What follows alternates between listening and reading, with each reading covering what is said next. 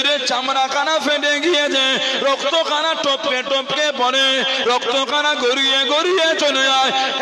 মক্কা কুফারে কুরাইশরা, তোদের জানে দিকে কোনো মায়া নাই, তোদের জানে দিকে কোনো দয়া নাই। আমি বেলাল এত মারা আমাকে মানে, শরীরের চামড়া কানা ফেটে গিয়েছে, রক্ত কানা টপকে টপকে পড়ে। কাফের গুলো জবাব দিয়ে দিল, ও হযরতে বেলাল রাদিয়াল্লাহু তাআলা আনহু, ইসলাম কানা ছেড়ে দাও, কলেমা কানা ছেড়ে দাও। হযরতে বেলাল রাদিয়াল্লাহু তাআলা আনহু, হুজুর আমার জানিয়ে দিন, এ বেঈমান কাফেরে চলেলাম, আমি বেলাল শহীদ হয়ে যাব, আমার অন্তর থেকে ইমানের কলেমা মুছবে না। জোরে বলুন সুবহান, আর একটু জোরে বলুন সুবহান। কে বেলাল?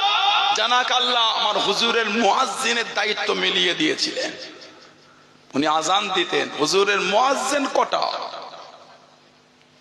এই ছেলেরা সামনে জায়গা দখল করেছো, কথা বলো না। হুজুরের মুয়াজ্জিন কটা?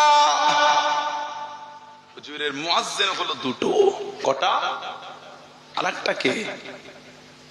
হযরতে আব্দুল্লাহ ইবনে উম্মে মাকতুম রাদিয়াল্লাহু তাআলা, উনিও হুজুরের মুয়াজ্জিন। সিয়াসিত্তার রিওয়ায়াতে এসেছে আল্লাহ নবী সাল্লাল্লাহু আলাইহি ওয়াসাল্লাম বলেছে, আমার আব্দুল্লাহ ইবনে উম্মে মাকতুম যখন রাত্রির আজান দেবে, তোমরা সাহারি শুরু করে দেবে, মানে উনি তাহাজ্জুদের আজান দিতেন। আর আমার বেলাল যখন আজান দেবে, তোমরা সাহারি বন্ধ করে দেবে, মানে উনি ফজরের আজান দিতেন। বলুন না সুবহানাল্লাহ। আব্দুল্লাহ ইবনে উম্মে মাকতুম রাদিয়াল্লাহু তাআলা জন্ম থেকে অন্ধ ছিলেন, চোখে দেখতে পেতেন না, কিন্তু 30 পারা কোরআন শরীফের হাফেজ। অন্ধ কিন্তু হাফেজ। জানার শানে আল্লাহ কোরআন শরীফ সূরা আবাসার 16টা আয়াত আল্লাহ ওনার জন্য নাজিল করেছেন। কে? আব্দুল্লাহ ইবনে উম্মে মাকতুম। আল্লাহ নবী উদ্দিনে নেতাদের দিনে দাওয়াত দেন। হযরত আব্দুল্লাহ ইবনে উম্মে মাকতুম আল্লাহ নবী সাল্লাল্লাহু আলাইহি ওয়াসাল্লামের কাছে দেখি দাঁড়িয়ে গেলেন, পাশে দেখি দাঁড়িয়ে গিয়ে দিন সম্পর্কে জানতে চাইলেন। আল্লাহ নবী কিছু বললেন না, আল্লাহ নবী কিছু জানালেন না। ও যুবক, আল্লাহ নবী সাল্লাল্লাহু আলাইহি ওয়াসাল্লামের দরবার থেকে ফিরে চলে যায়। আল্লাহ পাক আয়াত দিয়ে দেন, ও আপনি যাদের দিনের দাওয়াত দেন, তারা দিন কবুল করবে না, তারা ইসলাম কবুল করবে না। আপনার কাছ থেকে যিনি চলে যায়, তিনি দিনটাকে কবুল করবে, তিনি হয়তো ইসলামকে কবুল করবেন। হযরত আব্দুল্লাহ ইবনে উম্মে মাকতুম রাদিয়াল্লাহু তাআলা আনহু, আল্লাহ নবী নূরে কাতরা ধরে ইমানের কলেমা পড়ে মুসলমান হয়ে গেলেন। জনে বলুন সুবহান, আর একটু জনে বলুন সুবহান। ও যুবক, সুযোগ পেলে আল্লাহ নবীর কাছে দিয়ে দাঁড়িয়ে হুজুর একটু কোরআন শরীফ পড়েন, হুজুর একটু কোরআন শরীফ তিলাওয়াত করেন। আল্লাহ নবী তিলাওয়াত করেন, উনি শুনে শুনে মুখস্থ করেন। হুজুর আর একটু কোরআন শরীফ পড়েন, আল্লাহ নবী তিলাওয়াত করেন, উনি শুনে শুনে মুখস্থ করেন। আবার সুযোগ পেলে চলে গেলেন আল্লাহ নবীর নূরে জবান শরীফ থেকে শুনে শুনে হযরত আব্দুল্লাহ ইবনে উম্মে মাকতুম রাদিয়াল্লাহু তাআলা আনহু আল্লাহ পাকের 30 পারা কোরআন শরীফের হাফেজ হয়ে গেলেন। জোরে বলুন সুবহান। 30 পারা কোরআন শরীফের হাফেজ, চোখে দেখতে পায় না, অন্ধ সাহাবী।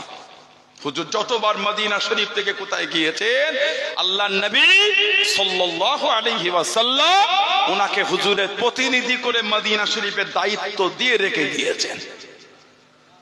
হুজুর সাল্লাল্লাহু আলাইহি ওয়াসাল্লাম বিশাল শরীফ লাভ করলেন, খেলাফতের দায়িত্ব পেলেন হযরত আবু বকর সিদ্দিক রাদিয়াল্লাহু তাআলা। 2 বছর 2 মাস খেলাফত চালিয়েছেন। উনি ইন্তেকাল হলে খেলাফতের দায়িত্ব পেলেন হযরত ওমর রাদিয়াল্লাহু তাআলা আনহু, ইসলাম জাহানের দ্বিতীয় খলিফা। আল্লাহ নবী বলেছেন, তোমরা যখন নেক লোকেদের আলোচনা করবে, আমার ওমরের নামটা বাদ দেবে না। সুবহানাল্লাহ বললেন না? তোমরা যখন নেক লোকেদের চর্চা করবে, ওই নামের মধ্যে আমার ওমরের নামটা রেখো তোমরা। বলুন না সুবহানাল্লাহ। গোটা পৃথিবীর অর্ধেকটাই যিনি শাসন চালিয়েছেন, গোটা পৃথিবীর অর্ধেক যিনি ইসলামের দাওয়াত দিয়ে শাসন চালিয়েছেন, অর্ধেক খেলাফত চালিয়েছে পৃথিবীর, ওমর ফারুক রাদিয়াল্লাহু আনহু। কিন্তু শরীরে যে জামাটা পরতেন 16 থেকে 17 জায়গায় তালিয়া তাপ্পি দেওয়া। ওহ, বলুন না সুবহানাল্লাহ। আমরা জামা পড়তে পড়তে ছিঁড়ে গেলে ওটা সেলাই করে পড়তে লজ্জাবোধ পাই। লোক কি বলবে আমাকে, ছেঁড়া জামা পরেছি।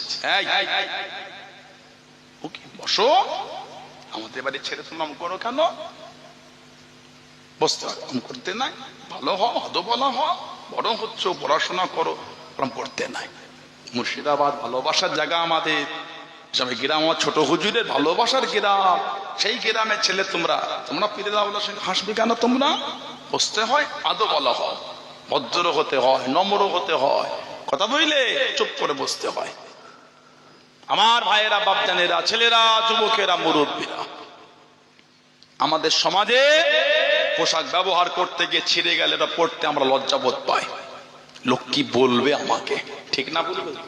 আপনাদের ইসলামপুরে ওই ছিঁড়া জামার প্যান্ট বিক্রি হয়, ওটা পড়তে লজ্জা লাগে না? ওটা কেনার জন্য লাইন পড়ে যাচ্ছে। ওহ, কি জামার কি প্যান্ট! জামার এই হাত কনুইয়ের কাছে ছিঁড়া, এখান থেকে সুতো ঝুলছে, ওখান থেকে সুতো ঝুলছে। প্যান্ট, একটা প্যান্টের 15 জায়গায় ছেঁড়া খালি। পড়তে পড়তে নয়, সিল প্যাক ছেঁড়া। কি বলে? প্যান্টটার হাঁটুর কাছে কিছু না, পিছনের পকেট দুটো ছিঁড়ে পিছনে ঝুলছে। এখানটায় এইখানটায় মনে 15 বার কেউ বেলেট দিয়ে কেটেছে। এখানটায় এই পায়ের গোড়ালির কাছে সুতোগুলো কেমন হয়ে ছিঁড়ে ঝুলছে, ওটাই কেনার লাইন পড়ে গেল। কি খবর? তোর আব্বা এত বড় লোক, তুই এত ছেঁড়া জিনিস পড়েছিস কেন? ও চাচা, এটা ছেঁড়া নয় গো। তাহলে বলে এটা এরকমই বিক্রি হয়। ঠিক না ভুল বললাম? ওই পোশাকটা কিনে পরাটা হলো গুনাহ। জামা পড়তে পড়তে ছিঁড়ে গেল, ওটা সেলাই করে পড়তে লজ্জা লাগে। আর অত জায়গায় ছেঁড়া পোশাক নতুন কিনে পড়তে ভালো লাগে। কোথা থেকে এগুলো শিখলে তোমরা? হুজুরের সুন্নাত আমল করতে পারো না? আল্লাহ রাসূল বলেছেন, মান হাব্বা সুন্নতি ফাকাদ আহাব্বানি, যে আমার সুন্নাতকে ভালোবাসলো সেজন্য আমি রাসূলুল্লাহ আমাকেই ভালোবাসলো। মান আহাব্বানি, আজ আমাকে ভালোবাসলো, কানা মাই ফিল জান্নাহ, তার জায়গাটা দয়ার জান্নাত করেছেন। জোরে বলো। আর ভালোবাসা বলা গেল না। আরেকটা রওয়ায়াত, মান তামাসসাকা বিসুন্নাতিন দা ফাসাদে উম্মতি ফালাহু আজরু মিআতি শাহীদ, ফিতনা ফাসাদের সময় যে আমার একটা সুন্নাতকে মজবুত করে ধরে রাখতে পারে, আল্লাহ ওই ব্যক্তির নামায় আমালে 100 শহীদের সওয়াব আল্লাহ পাক লিখে দেবেন। জোরে বলো। হুজুরের সুন্নাত আমল করে, কিসের লজ্জা? হুজুরের সুন্নাত মানবো। কে হাসলো, কে কাঁদলো, আমার বয়ে গেছে। আমি আমার হুজুরকে ভালোবাসি। ঠিক না ভুল বলছি? সারা রাস্তা টুপি পরে ঘুরেছো, প্লেনে উঠতে গিয়ে টুপি খুলছো কেন? প্লেনে উঠবো, লোক কি বলবে কেন? অন্যজন অন্য ধর্মের বিধানে মজবুত হয়ে প্লেন চাপতে পেরেছে, তুমি মুসলমান, ইসলামের অনুসারী, তুমি ইসলামের বিধান মেনে প্লেনে উঠতে তোমার কিসের লজ্জা? তোমাকে কেউ মাগনা টিকিট দিয়েছে? মাগনা ফিরিয়ে দিয়েছে? না না, তুমি তোমার কাঠির টাকায় প্লেনে উঠেছো। কিসের লজ্জা? আমি আমার ইসলামের বিধানে মজবুত, আমি গর্বিত, আমি আনন্দিত। আল্লাহ আমাকে দ্বীনের ঘরে, ইসলামের ঘরে, কলেমার ঘরে পাঠিয়েছে। জোরে বলো। আলোকে জোরে বলা গেল না। একজন আমি আল্লাহর কাছে শুকরিয়া আদায় করি, আল্লাহ আমাকে মুসলমান করে দুনিয়ায় পাঠিয়েছে। বল আলহামদুলিল্লাহ। চরিত্র আমাদের নোংরা হয়ে গেলে হবে কি করে? নিজের ঐতিহ্য ভুললে তো হবে না, নিজের জায়গা ভুললে তো হবে না। আমাকে আমার ইমানের নূরের জায়গায় মজবুত থাকতে হবে। ঠিক না ভুল বলছি? তারপরেই তো আল্লাহ আমাদের সম্মান আল্লাহ দেবে। আমার ভাইয়েরা, বাপজানেরা, ছেলেরা, যুবকেরা, মুরব্বী, ওমর ফারুক রাদিয়াল্লাহু তাআলা ইসলাম জাহানের দ্বিতীয় খলিফা। আহা, কি জীবন কাটিয়েছে! আল্লাহু আকবার। ওনার স্ত্রী, ওনার ছেলে বললেন যে আপনি তো খলিফা, বিভিন্ন জায়গায় যান, নেতা, বড় বড় বাদশাহ অনেকে আপনার কাছে আসে, এই ছেঁড়া জামা পরে তাদের সাথে দেখা করা, একটু যদি ভালো পারা করতেন। উনি বললেন পয়সা নাই, তাহলে কিছু ধার নেন। উনি থাক, বিবি চাপাচাপিতে চিঠি লিখে কাজীকে কিছু টাকা আমাকে দেওয়া হোক গভর্নরের কাছে। গভর্নর চিঠির উত্তর দিয়ে খলিফাতুল মুসলিমিন, আপনি চাইছেন আমার দিতে কোনো দ্বিধা নাই, তবে আপনাকে গ্যারান্টি দিতে হবে আগামী 1 মাস পর্যন্ত আপনি বাঁচবেন তো। যেই চিঠিটা পেয়েছেন ওমর রাদিয়াল্লাহু আনহু ওই চিঠিটা নিয়ে ঝরঝর করে কাঁদছেন। উনি টাকা চেয়েছে, উনি বলছে দিয়ে দেবো, তবে কথা দিতে হবে গ্যারান্টি। আপনি যে অগ্রিম টাকা নিয়ে নিচ্ছেন 1 মাসে, ওই 1 মাস শোধ করা পর্যন্ত আপনি বাঁচবেন তো, এটা গ্যারান্টি দিতে পারবেন? ওমর পরে বলে না আমার টাকা লাগবে না। এটা হলো আমাদের খলিফাদের জীবনের চরিত্র হলো এটা। জোরে বলো। বললেন আলহামদুলিল্লাহ, কি জীবন তারা তৈরি করেছে, আল্লাহু আকবার, কি জীবন তারা কাটিয়েছে। ওনার জামানায় আব্দুল্লাহ ইবনে উম্মে মাকতুম কাছে চলে গেল, হুজুর আল্লাহ জীবনের শখ সাধ পূরণ করেছে, একটা জীবনের শখ রয়ে গেছে। কি আশা? হুজুর আমার জীবনের একটা আশা রয়ে গেল, ওই আশাটা হলো আমি আল্লাহর দ্বীনের জন্য একটু যুদ্ধ করব। আল্লাহর দ্বীনের জন্য হুজুর আমি একটু যুদ্ধ করব। ওমর ফারুক বলে, অন্ধ মানুষ তুমি আবার কি যুদ্ধ করবে? অন্ধ, চোখে দেখতে পাও না? উনি বলে, হুজুর অন্ধ হলো ঝান্ডাটা তো ধরতে পারবো। সুবহানাল্লাহ বললেন না, ঝান্ডাটা আমাকে দেবেন, কে কাফের এলো আর গেল দেখতে পাবো না, ভয়ও লাগবে না। হুজুর অন্ধ হলো ইসলামের ঝান্ডাটা তো তুলতে পারবো, আমাকে ভয় লাগবে না, ঝান্ডাও নামাবো না। বলুন না সুবহানাল্লাহ। আল্লাহ নবী সাল্লাল্লাহু আলাইহি ওয়াসাল্লাম জীবনের শেষ যুদ্ধে গিয়েছিলেন তাবুকে, ওটা ছিল 9ম হিজরি, 30,000 সাহাবা নিয়ে। হুজুর বললেন কার কাছে কি আছে দাও, আর কে কে যাবে তৈরি হয়ে যাও, কাতার দিয়ে দাও। সাহাবাদের কাতার শুরু হয়ে গেল, সাহাবাদের মাল জড়ো হওয়া শুরু হয়ে গেল, সাহাবারা কাতারে কাতারে রেডি হয়ে গেলেন। ও যুবক, আল্লাহ নবী সাল্লাল্লাহু আলাইহি ওয়াসাল্লামের কাছে সংবাদটা পৌঁছে গেল। আসসালামু আলাইকুম ইয়া রাসূলুল্লাহ, হাবিবাল্লাহ। আল্লাহ নবী সালামে জবাব করে দেন, ইয়া রাসূলুল্লাহ, হাবিবাল্লাহ।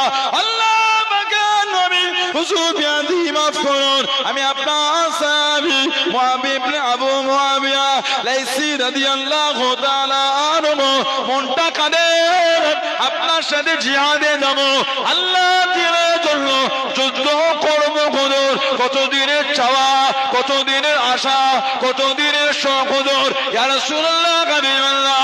আল্লাহ পাকের নবী আল্লাহর হুকুম হয়ে গিয়েছে, আপনি ডাক দিয়ে দিয়েছেন, তবে ইয়া রাসূলুল্লাহ, হাবিবাল্লাহ হুজুর আমি প্যারালাইসিস হয়ে গিয়েছি, হাঁটতে পারি না, চলতে পারি না, উঠে দাঁড়াতে পারি না। আল্লাহ দ্বীনের জন্য কিভাবে আপনার পিছনে যাব, আমি যে হাঁটতে পারি নাই, আমি যে চলতে পারি নাই। আল্লাহ পাকের নবী কতদিনের চাওয়া, কতদিনের আশা, আল্লাহ দ্বীনের জন্য একটু যুদ্ধের ময়দানে যাব, তবে আমি হাঁটতে পারি না, তবে আমি